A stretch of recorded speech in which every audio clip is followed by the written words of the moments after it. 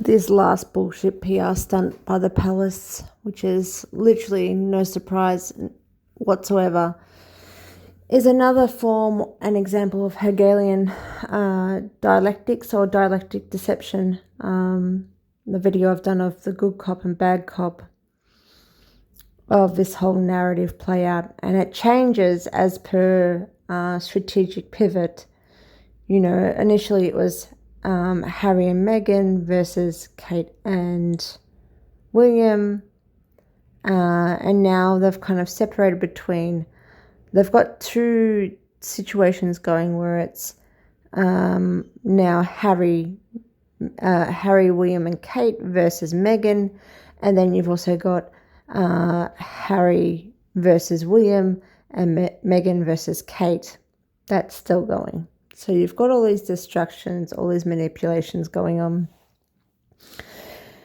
And it's just interesting now how they've merged it into one, and no one can see the difference because everyone goes, oh yeah, the difference is tailoring with the pants. Oh my God, that's how you wear a pant. That's how you wear a pant compared to this. If anyone knows anything about fashion, it's not that she's not tailored or that she doesn't have a tailored pant. It's the fabric, it's the design and the cut and the leg. She's got a slouch wide leg pant on, kind of that 1940s pant, and it's extra baggy. It almost looks like a linen or something like that she's got with her fabric. They've made sure that this is tailored and clean. It's really an adaptation where it's still royal to the point of tailored, polished, conservative, but it's also modernized. So you've got the emerging look of the modernization of the traditional monarchy, and this is what people fail to see. They fail to see what's happening before them. And this is visual manipulation. This is Hegelian dialectics, and I'm going to explain.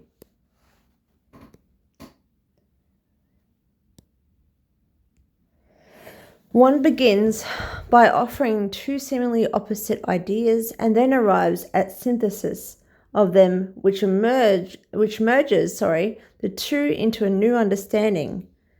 Hegel used being and nothing, both which only mean something when defined in relation to the other. The synthesis of these is becoming. Why is Kate's fashion so relevant? Why are you emphasizing on her being modernized and you glorifying the modernization of the monarchy with her fashion, with her style, with her representation, with constant photos of her in pop culture, which didn't happen prior? Why are you normalizing this whole thing? Oh yeah, because of Meghan. Because you're stuck in this battle, this psychological brainwash battle that you've got going. So this is normal, A to B. You can even think of it as, there's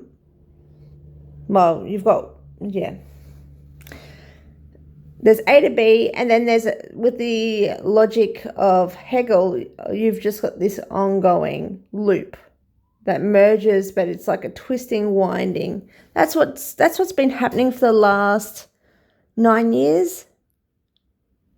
9 crazy fucking years. I shouldn't swear, sorry. The difference, the style is identical, so fabric and leg. What people wish to see is good versus bad. What is happening is Kate is representing the modernization of the monarchy with Meghan's existence, and she's relevant because of it. And you don't see it.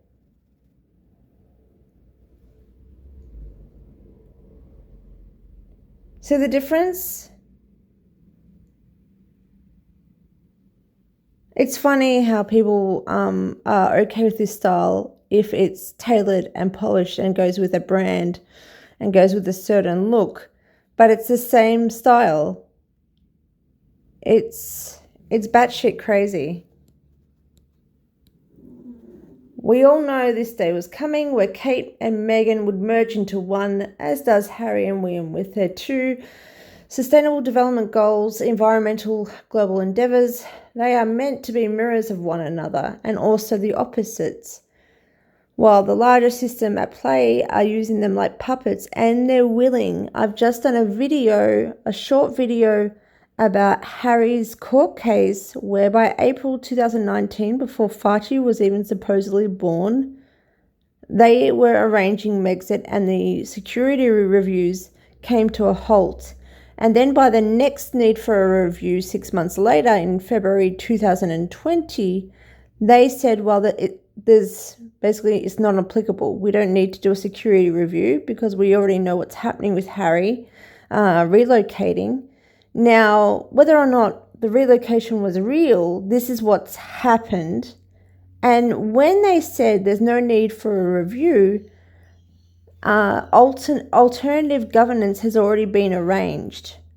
So security or a different setup or a different strategy, whatever that was in America, like with that Dave Lansdowne, the security guy, the Met Police officer who supposedly resigned, that then went into that Shell security company that's British to be a bodyguard for Meghan and Harry, with Barbara Cahan involved and Homeland Security. All of that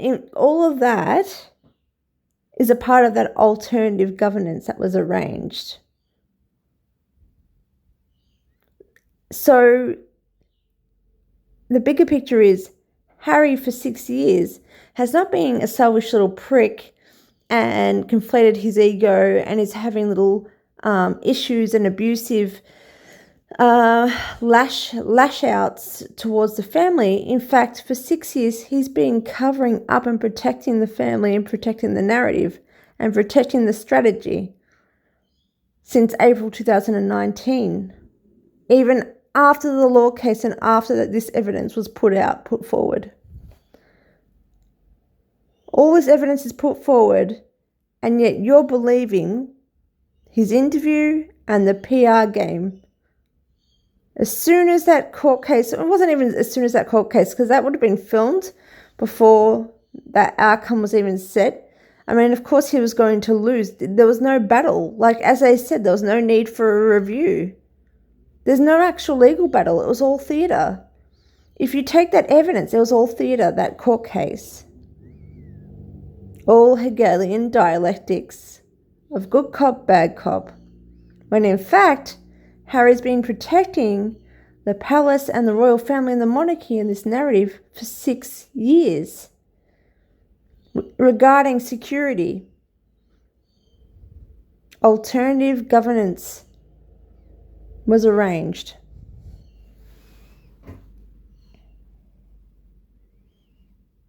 And no one will have anything to moan about.